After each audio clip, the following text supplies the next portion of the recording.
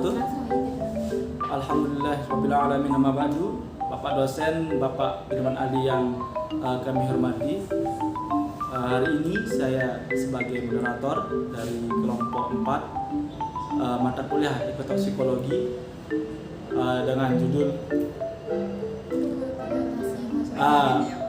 akan langsung saja di sini ada beberapa pembahasan yang akan kami bawakan pada video pembelajaran ini, yaitu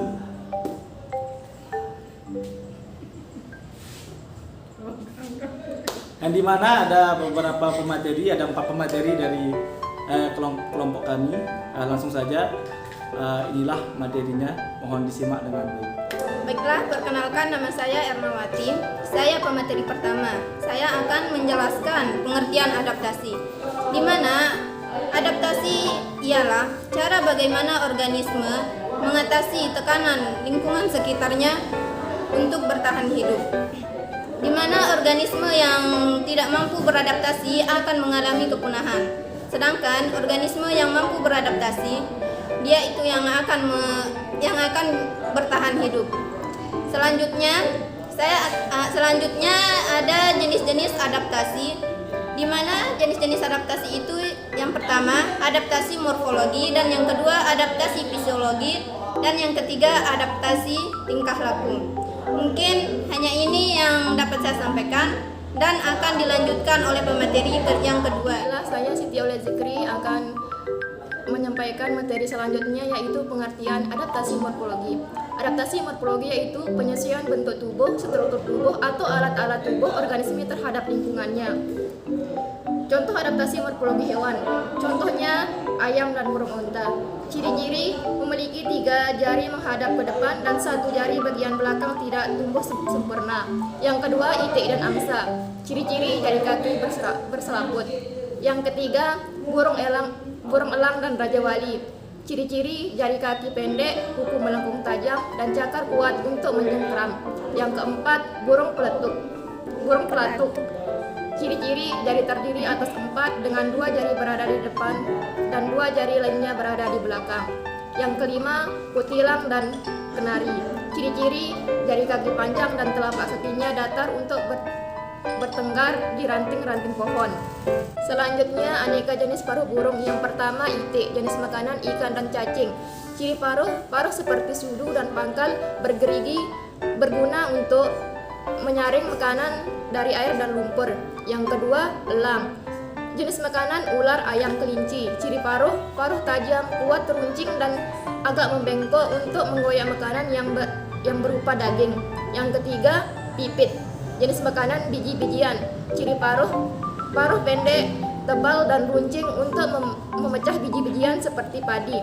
Yang keempat, pelatuk, jenis makanan serangga. Ciri paruh runcing, agak panjang untuk memahat kayu, pohon, dan menangkap serangga di dalamnya. Yang kelima, pelikan, jenis makanan ikan. Ciri paruh panjang dan berkantong besar pada bagian bawah untuk menyimpan ikan. Yang keenam, ayam, jenis makanan biji-bijian dan cacing. Ciri paruh pendek, tebal, dan runcing. Selanjutnya, aneka ragam tipe mulut serangga. Yang pertama, belalang.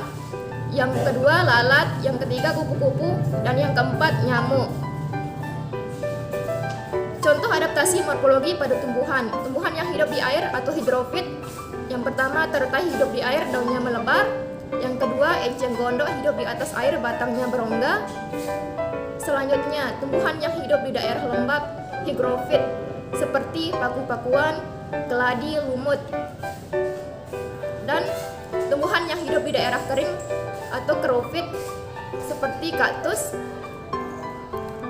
Sekian, cuma ini yang dapat saya sampaikan. Selanjutnya akan disampaikan materi selanjutnya. Baiklah, nama saya Erna Yuliani. Saya akan melanjutkan ke materi selanjutnya, yaitu adaptasi fisiologi. Adaptasi fisiologi adalah penyesuaian diri makhluk hidup melalui kesesuaian fungsi kerja alat-alat tubuh suatu makhluk terhadap keadaan lingkungan. Contohnya seperti Teredon navalis. navalis. Navalis adalah Pteroda navalis ini mirip seperti cacing yang menghasilkan enzim selulase untuk melumatkan kayu-kayu kapal, dan hewan ruminansia atau pemakan rumput seperti sapi, kerbau, atau kambing. Hewan ini memiliki enzim selulase untuk mencernakan rumput-rumputan atau serat kasar. Adaptasi fisiologi tumbuhan yaitu pada bunga yang melakukan bau khas untuk mengundang serangga datang membantu proses penyerbukan. Mungkin hanya ini dan akan dilanjutkan oleh pemateri saya. Bihamdi, Assalamualaikum warahmatullahi wabarakatuh. Nama saya Novena Arsianti akan melanjutkan materi selanjutnya, yaitu tentang adaptasi tingkah laku. Adaptasi tingkah laku adalah penyesuaian tingkah laku terhadap lingkungan, karena beberapa jenis hewan ada yang menyesuaikan diri dengan lingkungan dengan cara mengubah tingkah lakunya. Cara ini selain untuk mendapatkan makanan, juga untuk melindungi diri dari musuh atau pemangsa. Contoh adaptasi tingkah laku ini yaitu pertama, anak rayap. Anak rayap ini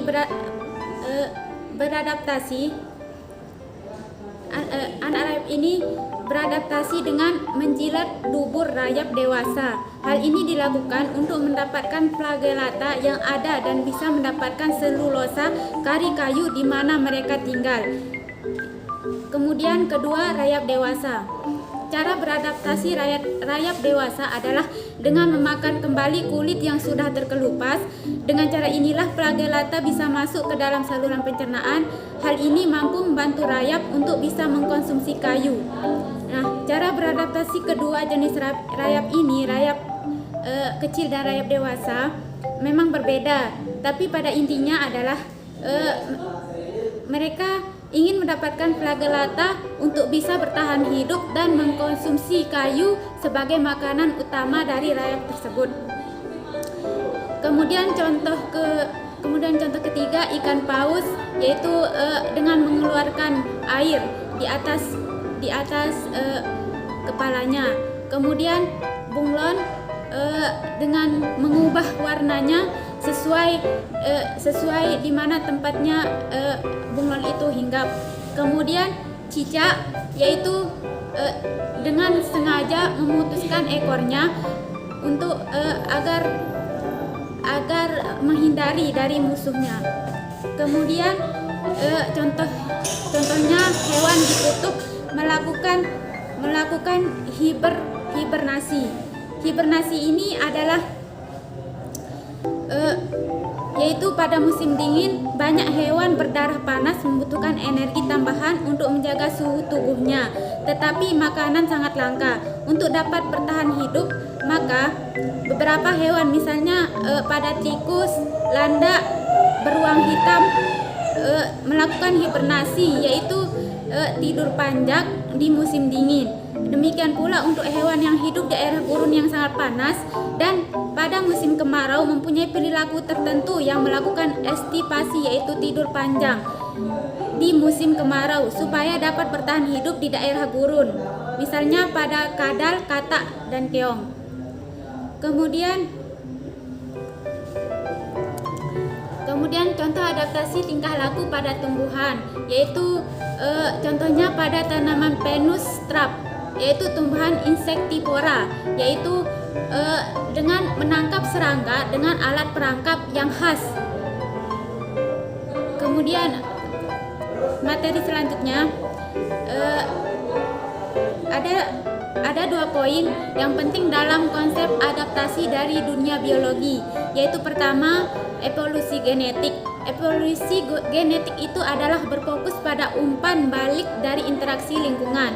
Kemudian kedua, adaptasi biologi berfokus pada perilaku dari organisme selama masa hidupnya, di mana organisme tersebut berusaha menguasai faktor lingkungan. Tidak hanya faktor umpan balik lingkungan, tetapi juga proses kognitif dan level gerak yang terus-menerus.